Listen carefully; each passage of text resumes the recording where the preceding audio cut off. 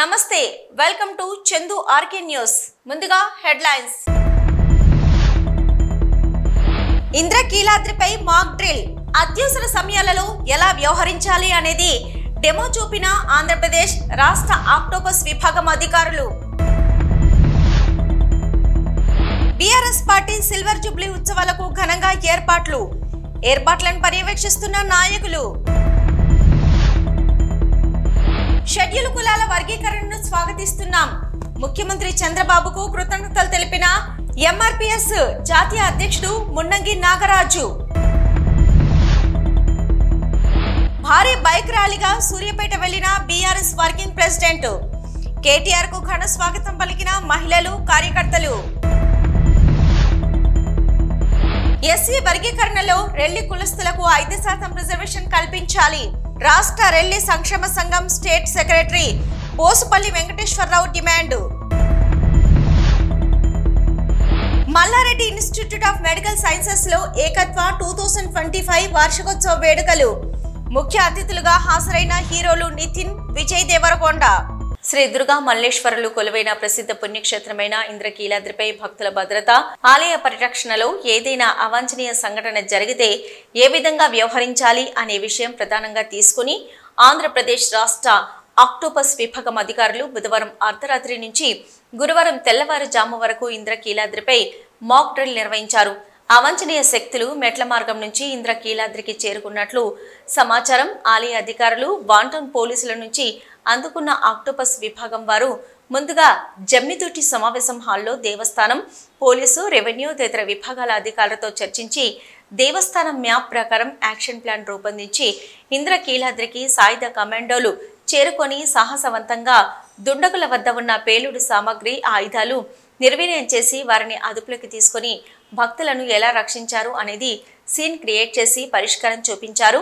ఇటువంటి పరిస్థితుల్లో ఆలయ సిబ్బంది, స్థానిక పోలీసులు, సెక్యూరిటీ, వైద్య సిబ్బంది, రెవెన్యూ సిబ్బంది ఎలా వ్యవహరించాలి అనేది వివరించారు. ఈ అవగాహన కార్యక్రమం Octopus additional SP Raja Reddy, Octopus DSP Tirupathaiah ఆధ్వర్యంలో దేవస్థానం అధికారులు, వాంటౌన్ పోలీసులు, రెవెన్యూ, ఫైర్ సిబ్బంది పాల్గొన్నారు.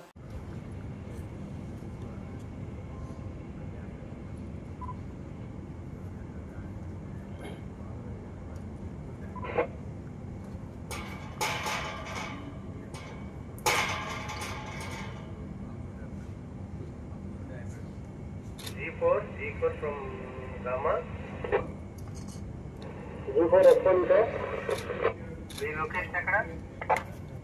ఏప్రిల్ 27న జరగబోయే బీఆర్ఎస్ పార్టీ సిల్వర్ జూబ్లీ ఉత్సవాలకు పార్టీ క్యాడర్ను సన్నద్ధం చేసే ప్రక్రియలో భాగంగా నేడు జరిగే సూర్యాపేట జిల్లా బీఆర్ఎస్ పార్టీ కార్యాలయంలో మాజీ మంత్రి జగదీష్ రెడ్డి ఆధ్వర్యంలో ముఖ్య కార్యకర్తల సమావేశం నిర్వహిస్తున్నారు. ఈ కార్యక్రమానికి పార్టీ వర్కింగ్ ప్రెసిడెంట్ కేటీఆర్ ముఖ్య అతిథిగా హాజరవుతున్నారు.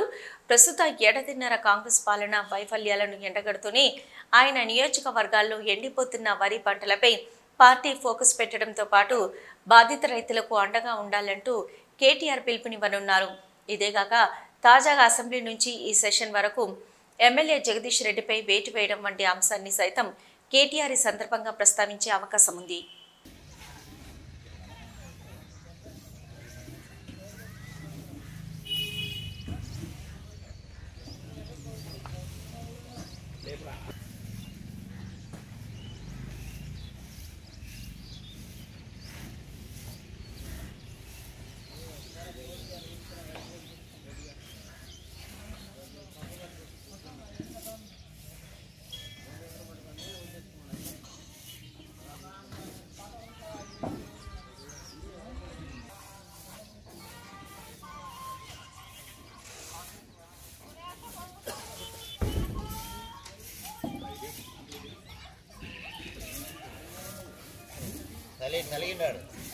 ఏపీ సీఎం చంద్రబాబు నాయుడు ఈ నెల 15న షెడ్యూల్ కులాల వర్గీకరణపై రాష్ట్ర కేబినెట్ తీర్మానం చేశారని, దీన్ని స్వాగతిస్తున్నామని ఎంఆర్పీఎస్ జాతీయ అధ్యక్షుడు మున్నంగి నాగరాజు తెలిపారు.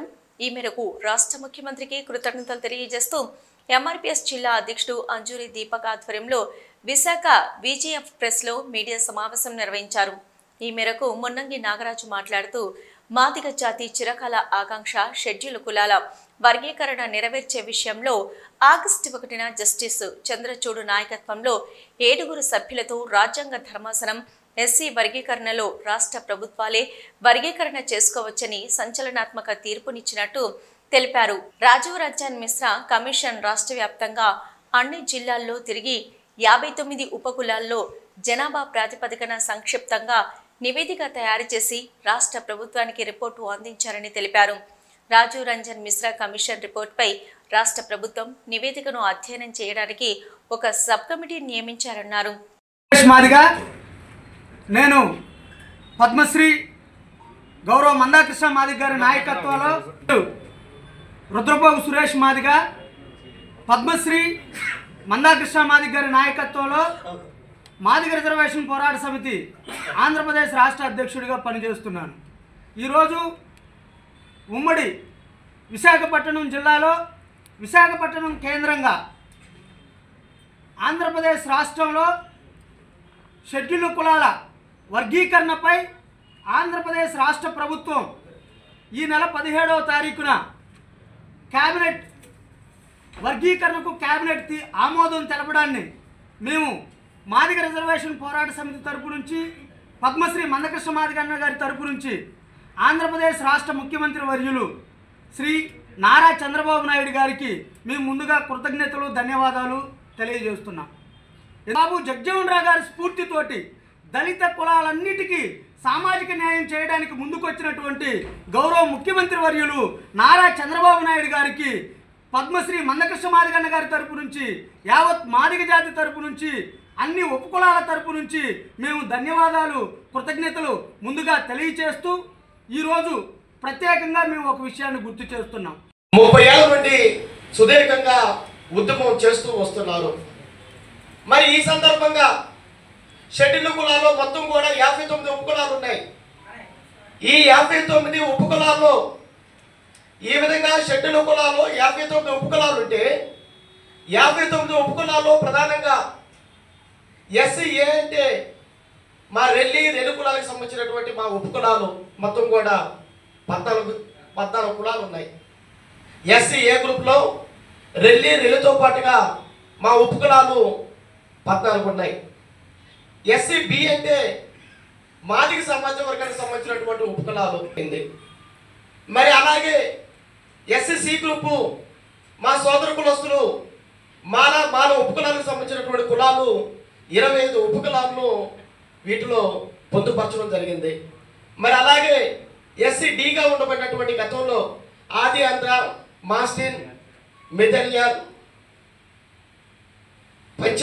భారీ బైక్ ర్యాలీతో రోడ్ షో నిర్వహిస్తూ సూర్యాపేటకు చేరుకున్న కేటీఆర్. కేటీఆర్ కు స్వాగతం పలికిన సూర్యాపేట బీఆర్ఎస్ కార్యకర్తలు, మహిళలు.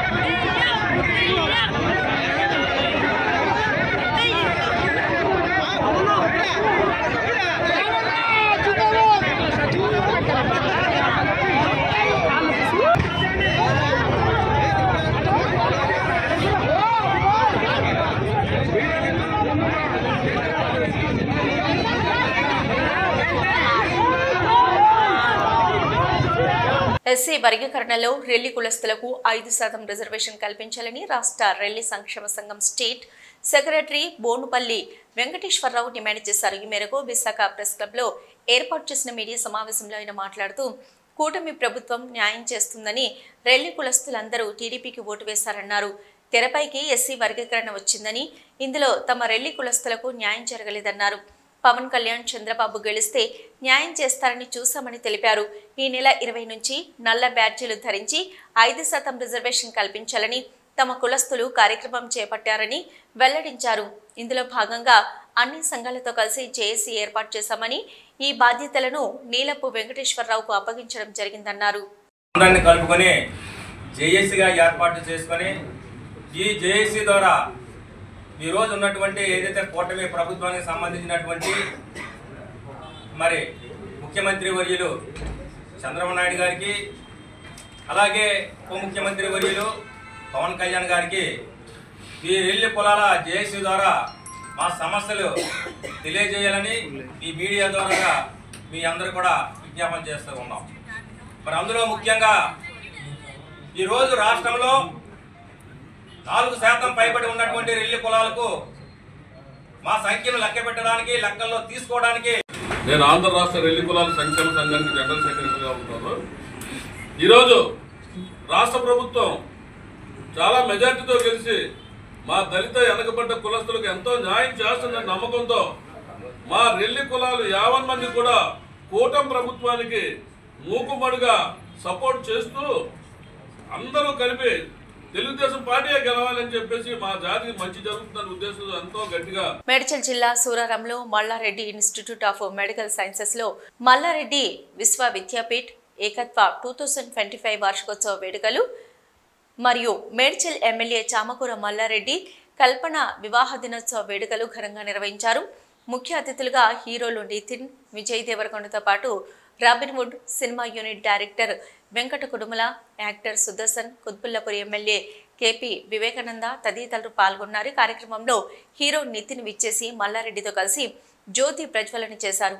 ఈ వేదిక మీద రాబిన్వుడ్ సినిమా మే 28వ తేదీ రిలీజ్ సందర్భంగా టీజర్ ట్రైలర్ ప్రదర్శించారు. హీరో నితిన్తో కలిసి మల్లారెడ్డి 2 స్టెప్పులు వేశారు. హీరో విజయ్ దేవరకొండతో మల్లారెడ్డి మాట్లాడుతూ అవకాశం ఇస్తే మీతో సినిమా తీస్తానని అన్నారు.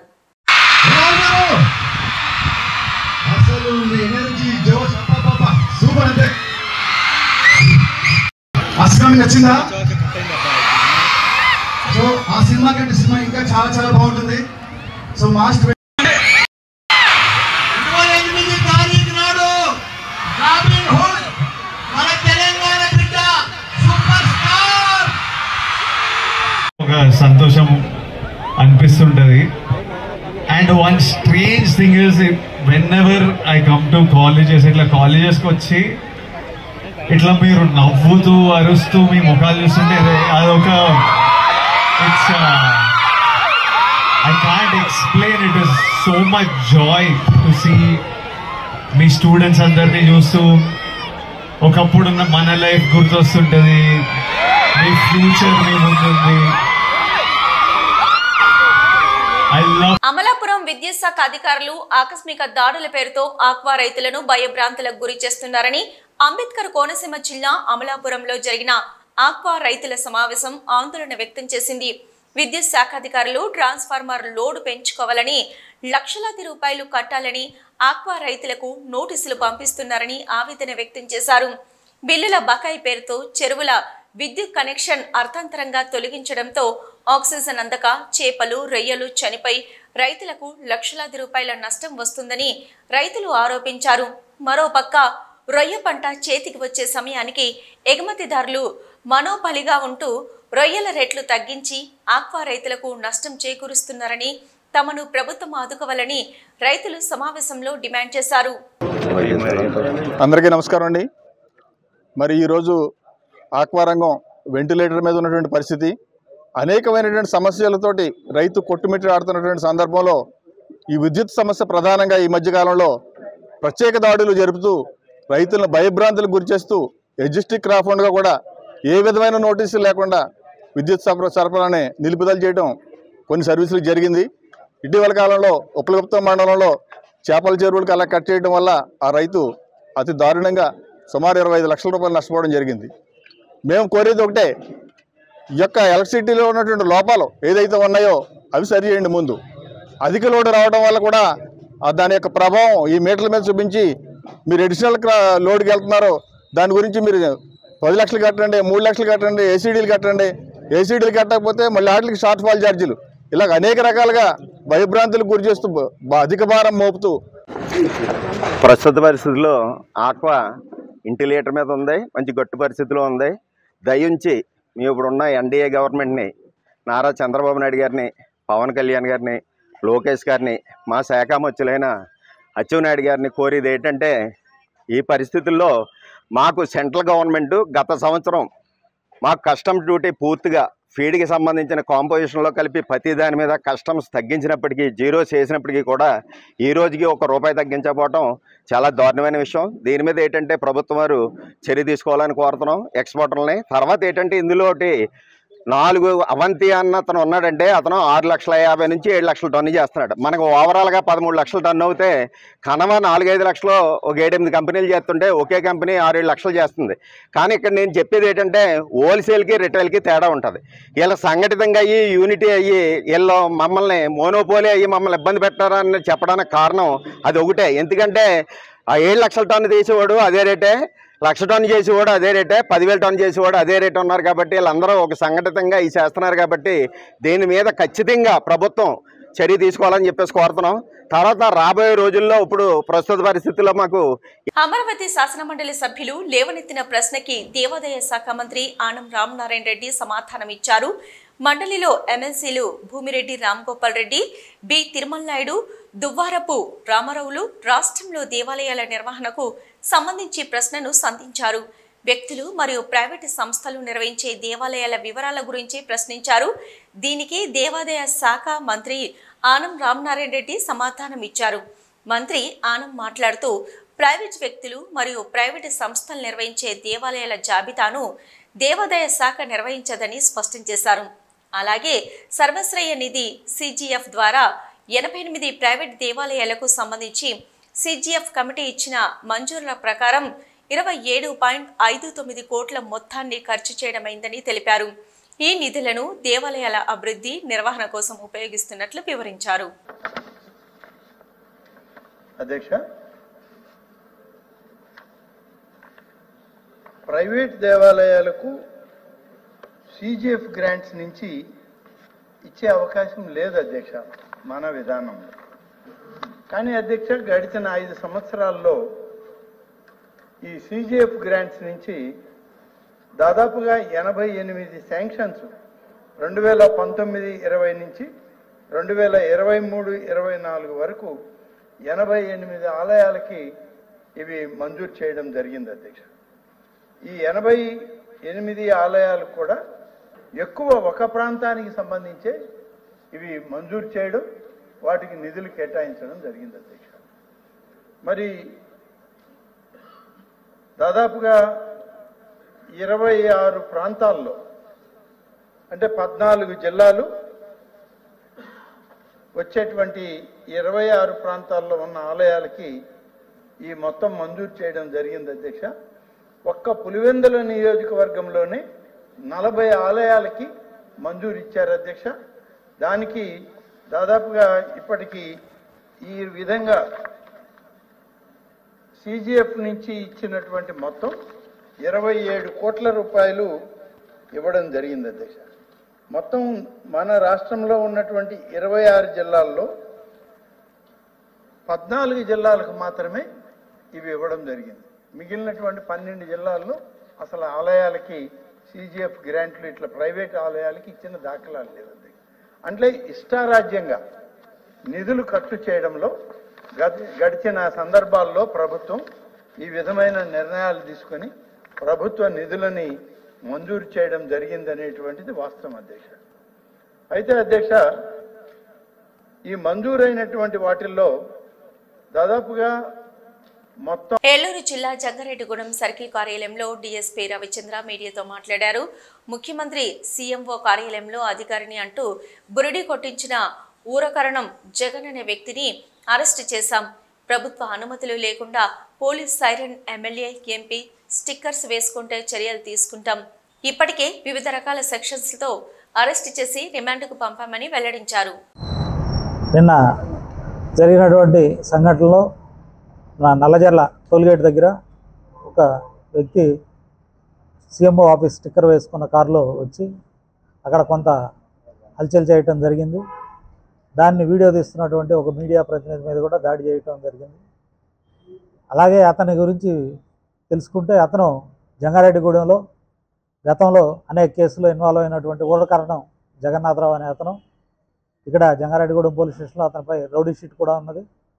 తడికిలపూడి పోలీస్ స్టేషన్ పరిధిలో కామవరపుకోటలో అతను నివాసం ఉంది. అతను తపస్య అనే స్కూల్ని నడుపుతూ ఉన్నాడు.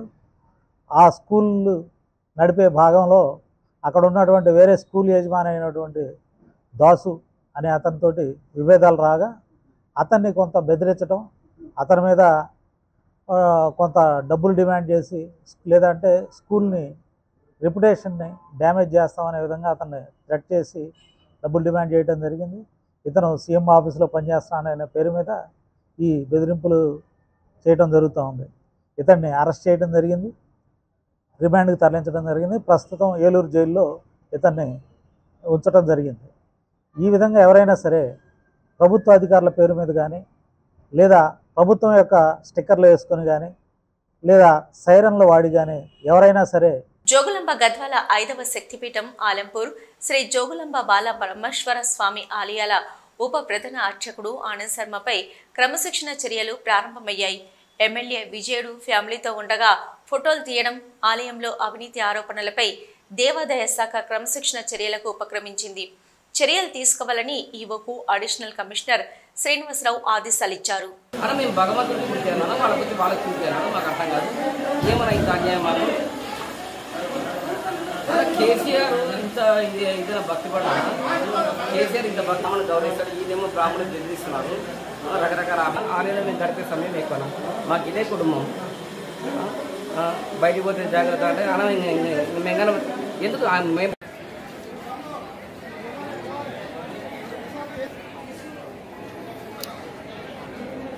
అన్నకు జూమ్ ఉంది.